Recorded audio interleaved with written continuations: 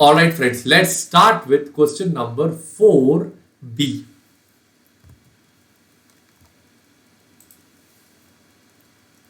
Working note 1, basic data.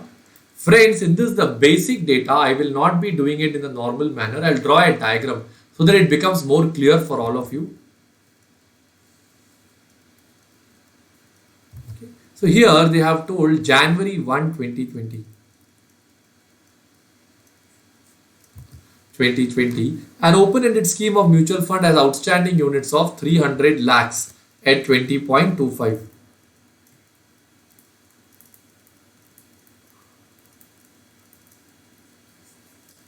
Alright, then they have told at the end of January it issued 5 lakh units. So I'll just put a date over here, January 31st, issued 5 lakh units at plus 2% load. Load is basically the entry load, friends. They add an amount to the NAV so that the amount can be added, and they adjust it for dividend equalization. I'll just quickly tell you the concept of dividend equalization. If I am joining on January 31st, any dividend that is due from, or any earnings that is due from 1st Jan to 31st Jan, that period, whatever income is there, that income per unit I should bring from my pocket. Only then it will become a true win-win deal. Otherwise what happens is, I will be simply using the money of the other fellow. Did you follow what I said? A has come on January 1st. I am coming on Jan 31st. Any income between Jan 1 to Jan 31st doesn't belong to me. It belongs to the other fellow. The only way I can equalize is I bring some extra money from my pocket so that my income also gets added and the total income goes up. One share he takes, one share I take. In my regular class, friends, I get a lot of time to give a whole story. Right now we are focusing on the problem, so I'm just giving you the crux of the logic. Okay, next part. At the end of February, there is a repurchase happening. 2.5 lakh units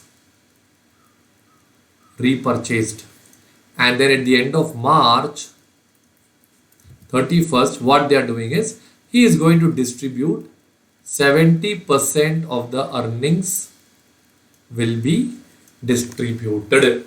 Okay, so once you draw this diagram, it will become very easy for all of you. Now friends, as per the guidance that I have read, it is possible for us to draw such form of diagrams, and there is nothing wrong in drawing such diagrams in the exam. Alright, only thing, this should not form part of your solution. For solution purpose, you have to write down properly. Alright friends, and I think you're supposed to use pencil. Just check with the instructions given in your answer paper. Okay, read them very carefully. Alright, so once you are done with this, I will go to the next working note and I will write down NAV as on January 31st. Everyone interact with me. How much is my opening NAV? Everyone tell me. How much is my opening NAV? 20.25. Add. How much is the entry load? Can you tell me? Entry load, they have told how much percentage? 2%. How much is 20.25 into 2%?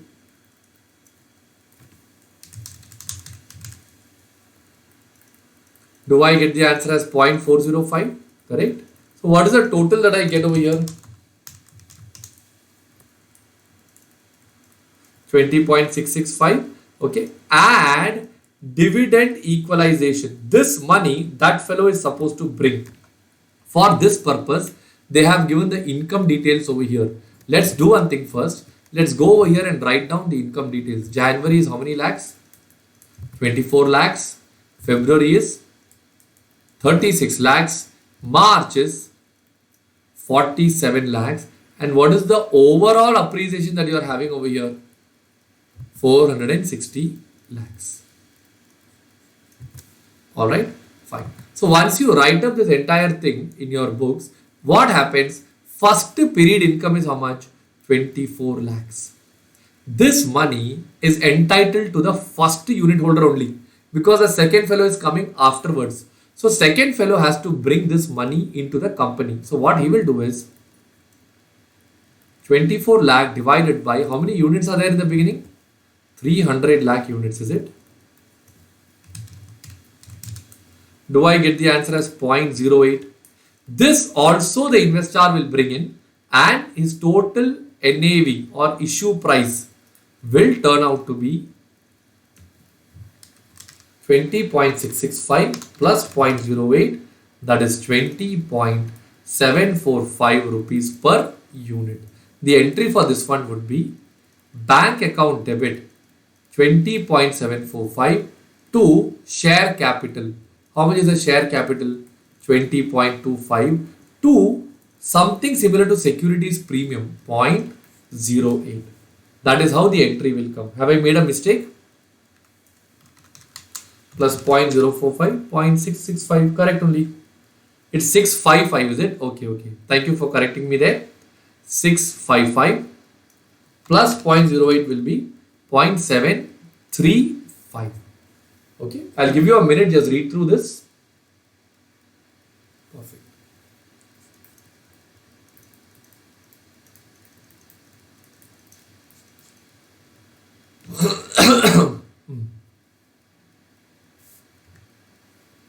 Alright, so that's how you find out the NAV as on January 31st.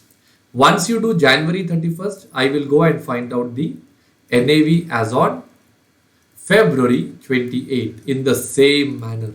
Everyone interact with me. How much is my opening NAV?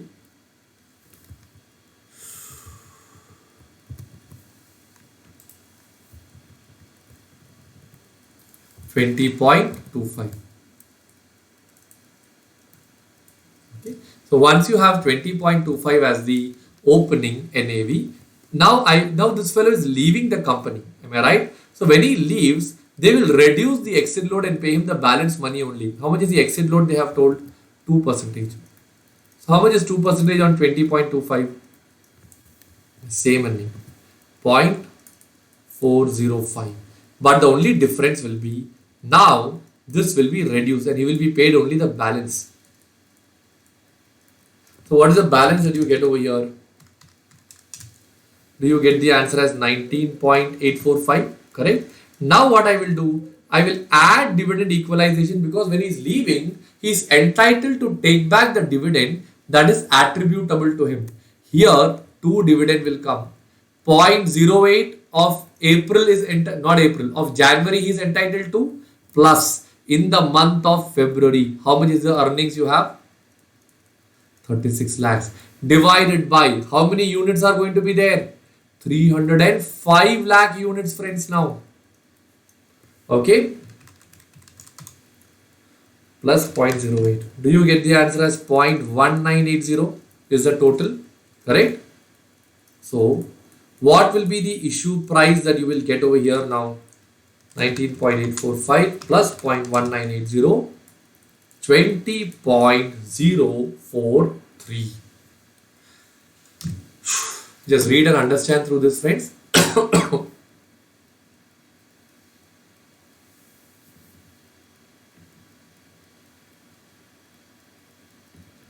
Alright, friends, if you are clear with these two parts, conceptually this question is over. Now we have to just solve it together. So I'll go down and show you the solution and we'll discuss it and we'll finish it off. Question number 4B. Oh, I need to take the solution of this, is it? Okay.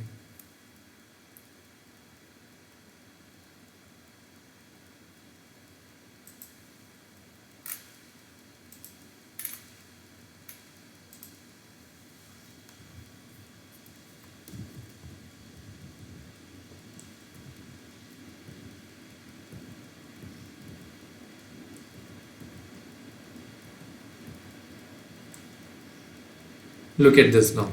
Friends, just look over here. Did we already get the answer as 20.735? Just check here. Yes, we have got exactly the same answer. Down they have got 20.043. Have you also got 20.043? Look at this. We have got exactly the same answer here also. So we have got these two numbers. Now I'll go up and show you the same thing. This is the income available. 300 lakh units are there.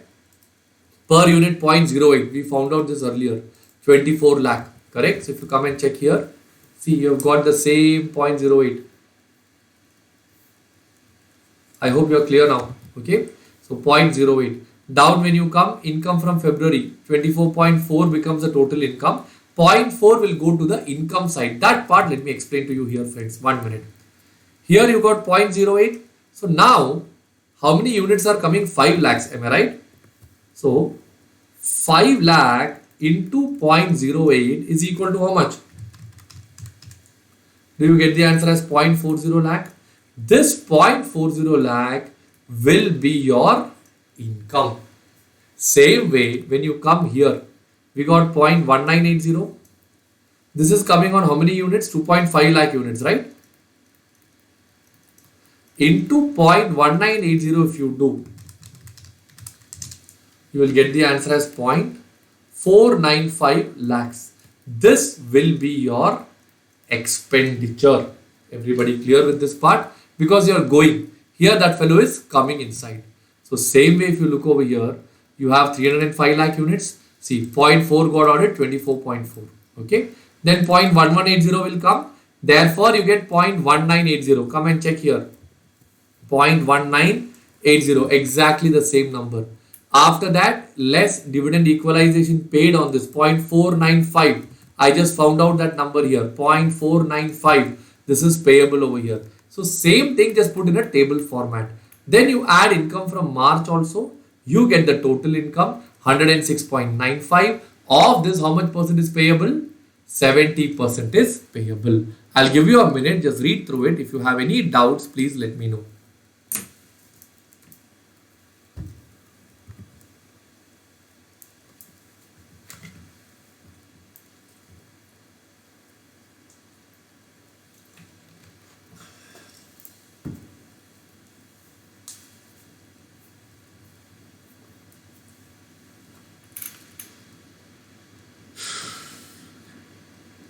Are you all done, friends?